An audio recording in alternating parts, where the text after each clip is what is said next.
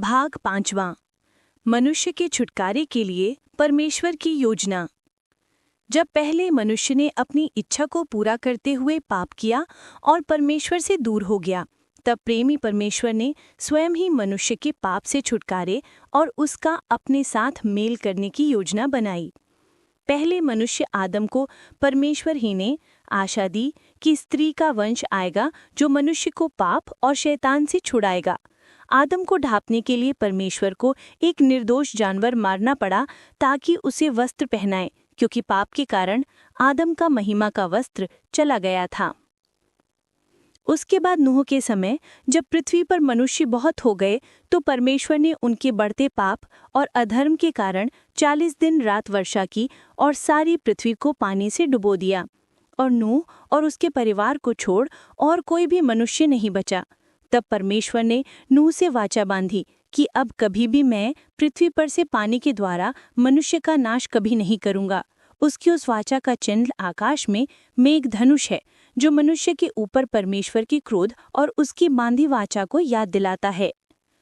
परमेश्वर मनुष्य को छुड़ाने की अपनी योजना के अनुसार अब्राहम को मेसोपोटामिया से कनान देश लेकर गया, जो दुनिया के बीच में है, और उसे आशीष दी कि तेरे वंश के द्वारा सारे जगत के लोग आशीष पाएंगे, क्योंकि वह परमेश्वर की इच्छा के अनुसार अपना घर परिवार सब छोड़ उसकी आवाज़ सुन के निकल आया था, और परमेश्वर ने उसे कनान में बसाया।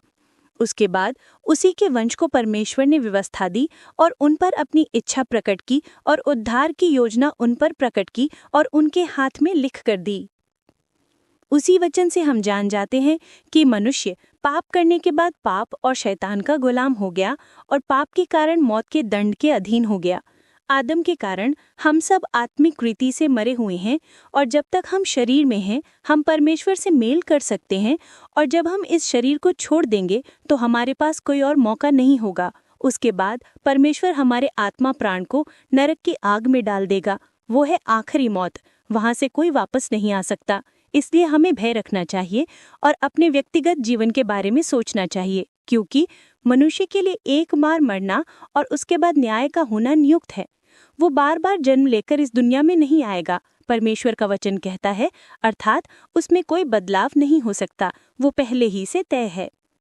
शैतान ने मनुष्य को गुमराह करने के लिए 84 लाख योनियों की झूठी बात बनाई है, ताकि मनुष्य अपने जीवन के बारे में सोचना छोड़ कर संसार में अपने आप को लगाए रहे।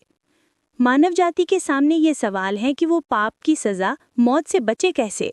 क्या उपवास करने, नदी तालाब में नहाने से, शरीर को कष्ट देने से, कुछ खाने की वस्तुओं से दूर रहने से, यात्रा करने से, दान देने से, भंडारे लगाने से, नाम जपने से, पहाड़ों या जंगलों में जाने से, धर्म के काम करने से, विशेष प्रकार के वस्त्र पहनने से, सृष्टि की पूजा व उपासना करने से, किसी गुरु का नाम लेने या उसके पीछे चलने से, या सब कुछ त्याग कर जंगल में चले जाने से?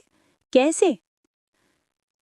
हम अपने आसपास ऐसे लोगों को देखते हैं जो ये सब काम कर रहे हैं, पर आज भी उनके अंदर संतुष्टि नहीं है। वो अंदर से खाली हैं। उनका विवेक आज भी उन्हें दोषी ठहराता है। इस कारण मौत का डर उन्हें हमेशा सताता रहता है, और वो दुनिया में इज्जत, बड़ा नाम, धन और पदवी पाने के लिए ही दौड़ते रहते हैं। वो पाप से खुद ही आज़ाद नहीं है। पाप शरीर में नहीं लगा हुआ, पर आत्मा में लगा हुआ है। उपवास करने, नदी नालों या तालाबों में नहाने, कुछ वस्तुओं को ना खाने या कुछ विशेष तरह के कपड़े पहनने से वो नहीं हट सकता, क्योंकि इस सब बातों का संबंध हमारे शरीर से है, ना कि आत्मा से।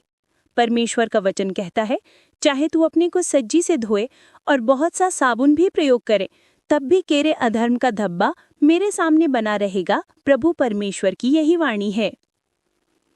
क्योंकि ऐसे काम करने से पाप नहीं हटते, इसका प्रमाण ये है कि लोग पवित्र नदियों में नहाने, उपवास करने और वस्तुओं को त्यागने, तपस्या करने, मंत्र उच्चारण करने के बाद भी पाप करते हैं, और पाप का स्वभाव उनके मन से नहीं जाता, क्योंकि शरीर तो धोया गया पर आत्मा नहीं। इस कारण पाप वहीं बना रहता है।